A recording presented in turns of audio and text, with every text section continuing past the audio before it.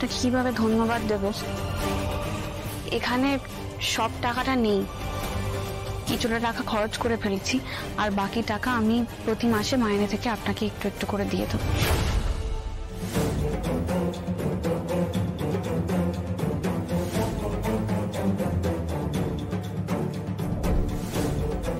তুমি টাকা ফেরত দিতে এসছো?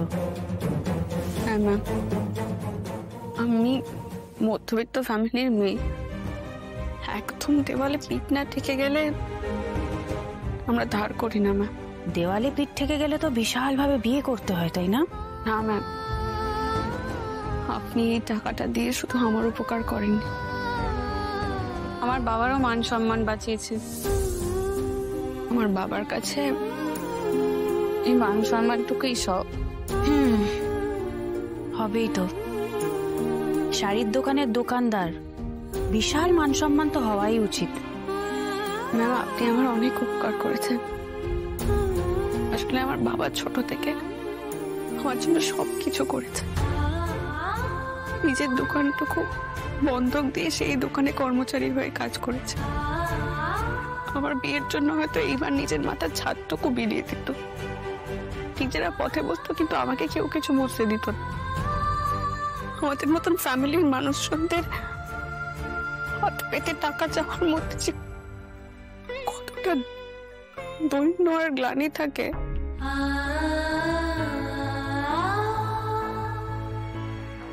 তাও ম্যাম আমি আমার বাবা মায়ের জন্য সবটুকু করতে পারি। সেদিন যখন আপনার কাছে এসেছিলাম ম্যাম, আমার মাথা কাজ করছিল। আপনার এই উপকার আমি সারা জীবনেও ভুলবো না। টাকা শোধ করে দিলেই সবকিছু শোধ করা যায় না ম্যাম। আপনার ওই উপকারটুকু আমার বাবা মাকে কদিনের জন্য হলেও নিশ্চিন্ত করেছিল, তারা স্বস্তি পেয়েছিল। আপনার দিন সারা জীবনেও ভোলার নয় ম্যাম, আমি কখনো ভুলবো না।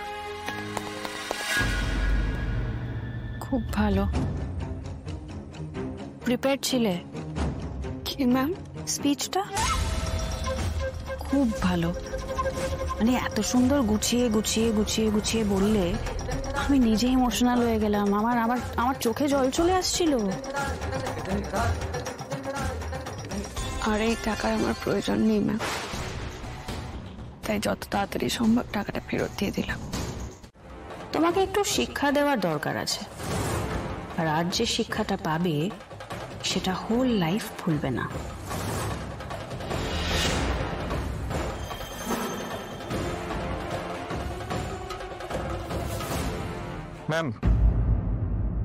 ম্যাম, আমি অনেক যত্ন করে প্রেজেন্টেশনটা রেডি করেছিলাম। ক্যানন ফাডার শুনেছ? Cannon fodder? It's a battle strategy. তোমার ব্যাপারটা বলি। প্রথমে একটা ডামি গ্রুপ পাঠানো হলো যুদ্ধ করার জন্য। সেখানে শত্রুপক্ষরা বোমা, গুলি, বারুদ ওই ডামি ট্রুপের ওপর সব ব্যবহার করে ফেললো। তারপর অ্যাটাক করলো আসল সৈন্যরা। সেখানে তো আর ওদের কাছে কিছুই রইল না শত্রুপক্ষর কাছে। শত্রুপক্ষ আর লড়বে কি তাদের সাথে? এবার বুঝলে আসল ডামি ট্রুপটাকে?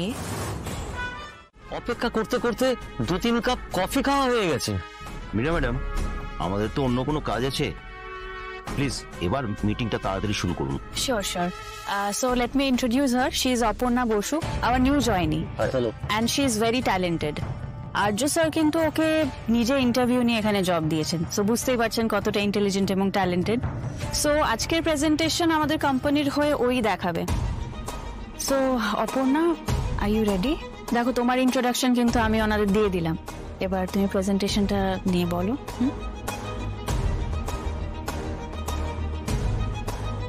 ট্যালেন্ট থাকতে পারে, কিন্তু একদমই নতুন, খুব একটা কনফিডেন্স বলে তো মনে হচ্ছে না। একটু পেশেন্স রাখুন না, ও পারবে। ওকে, আমাদের কনসার্নটা আপনি নিশ্চয়ই জানেন অপর্ণা, রাজনন্দিনী ট্রাস্টেড ব্যাংক হলেও লাস্ট কয়েক বছর ধরে এর বিজনেসের কোনো গ্রোথ হয়নি। আমরা একটা পুশ চাইছি যেটা রাজনন্দিনী সেলটাকে আরো বেশি বাড়িয়ে দিতে পারে। ওয়েল, আপনার সাজেশন এবং ফিউচার প্ল্যানিং কি সেটা যদি একটু আমাদের বলেন। প্রথমে মনে হচ্ছিল পার, কিন্তু সবার সামনে দাঁড়িয়ে তো আমার অপর্ণা,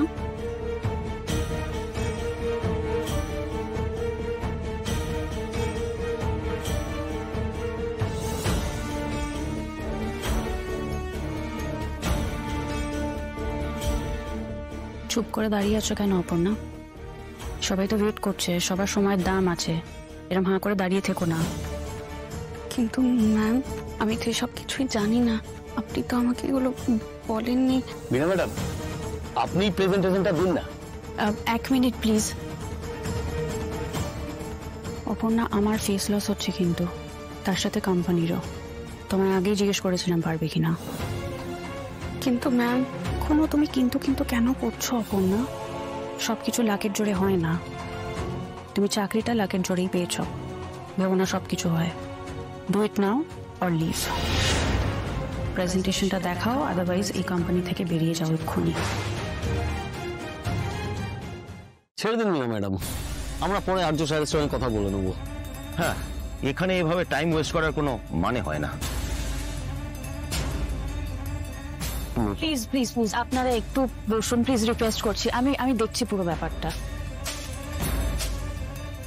ডিসকাস্টিং।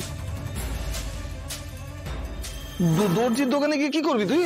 মায়ের পুরনো শাড়ি দিয়ে জামা বানাবো। শাড়ি দিয়ে জামা? মায়ের শাড়িগুলো তো পরেই থাকে, সেই তো ছিঁড়ে নষ্ট করবে, তার থেকে কাজে লাগিয়ে দেবো।